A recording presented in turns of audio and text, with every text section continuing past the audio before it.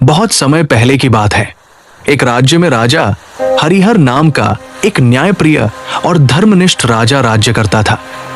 वो सदैव प्रजा की सेवा करता, गरीबों की सहायता करता और मंदिरों में दान देता। फिर भी उसके जीवन में हमेशा कोई न कोई दुख बना रहता। कभी उसका पुत्र बीमार पड़ता, कभी युद्ध में हार मिलती, तो कभी अपनों से विश्वासघात झेलना पड़ता। एक दिन राजा बहुत दुखी मन से अपने राजमहल की बालकनी में बैठा था और आसमान की ओर देख रहा था।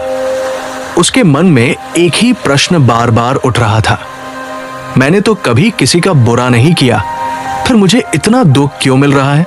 इसी सोच में डूबा राजा अगले दिन अपने महामंत्री से बोला, मैं कुछ दिनों के लिए राजपाट छोड़कर शांति की खोज में जंगल जाना चाहता हूं। मेरी आत्मा व्यथित है। महामंत्री ने थोड़े विरोध के बाद अनुमति दी और राजा एक साधारण वेश में जंगल की ओर निकल पड़ा। राजा कई दिनों तक घूमता रहा, परंतु शांति नहीं मिली। अंततः एक घने वन में उसे एक बूढ़ा साधु मिला जो एक वृक्ष के नीचे तप कर रहा था। उसके चेहरे पर एक अद्भुत तेज था। राजा ने प्रणाम कर कहा, हे महात्मा, मैं एक प्रश्न का उत्तर जानना चाहता हूं। जब मैं अच्छे कर्म करता हूं, किसी का बुरा नहीं करता, तो मुझे दुख क्यों मिलता है। साधु ने मुस्कुराते हुए राजा को पास बैठने को कहा और बोले, राजन, तुम्हारा प्रश्न केवल तुम्हारा नहीं, ये संसार के हर व्यक्ति का है। लेकिन इसका उत्तर समझने के लिए मैं तुम्हें एक कहानी सुनाता हूं। बहुत समय पहले एक गांव में रघुनंदन नाम का एक युवक रहता था। वो गरीब था, लेकिन अत्यंत मेहनती और ईमानदार, परंतु उसका स्वभाव बहुत क्रोधी था। कोई उससे जरा भी असहमति जताता तो वो अपमानित कर देता।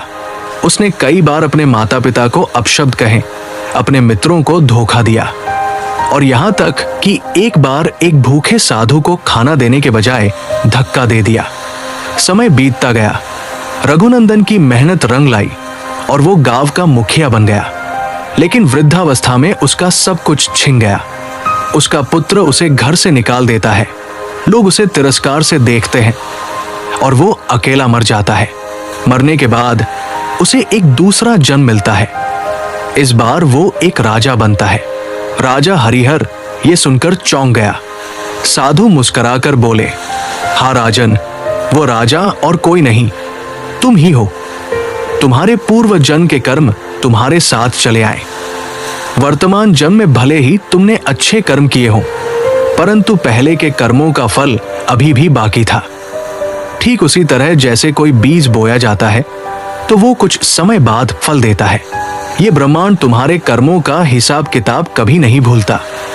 जो दुख आज तुम्हें मिल रहा है वो पिछले जन्मों का परिणाम है, और जो सुख तुमने अभी पाया, जैसे राजा बनना, सम्मान मिलना, वो भी तुम्हारे कुछ पुण्य कर्मों का फल है। राजा ने पूछा, तो क्या हम कुछ भी नहीं कर सकते? क्या दुख झेलना ही हमारी नियति है? साधु मुस्कुराए और बोले, नहीं राजन, यही तो जीवन की सुंदरता है। वर्तमान कर्म ही वो यंत्र है जिससे हम अपने भविष्य को गढ़ सकते हैं। यदि आज तुम सच में भले कर्म कर रहे हो तो तुम्हारा अगला समय अवश्य ही अच्छा होगा। जैसे कोई नदी में पत्थर फेंके तो लहरें बनती हैं, ठीक वैसे ही हर कर्म की प्रतिक्रिया होती है, अच्छी या बुरी।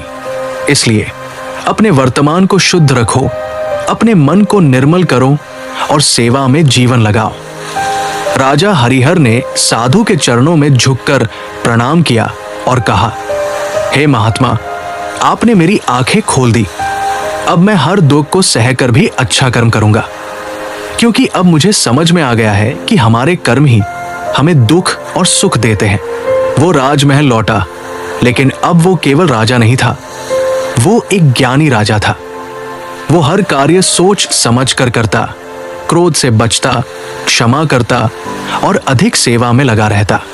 समय के साथ उसके जीवन से दुख भी दूर होने लगे। उसका पुत्र ठीक हो गया, दुश्मन भी मित्र बन गए और राज्य में समृद्धि लौट आई। इस संसार में हर व्यक्ति कभी न कभी ये सोचता है कि मैंने क्या बुरा किया जो मुझे ये दुख मिला, लेकिन सच्चा उत्तर यह है कि हर कर्म का हिसाब चलता है। बस हमें अपने कर्मों को ईमानदारी, दया और सेवा से भरना है। जब हमारा वर्तमान पवित्र होगा, तब भविष्य स्वतः उज्जवल हो जाएगा। यही है कर्म का रहस्य और यही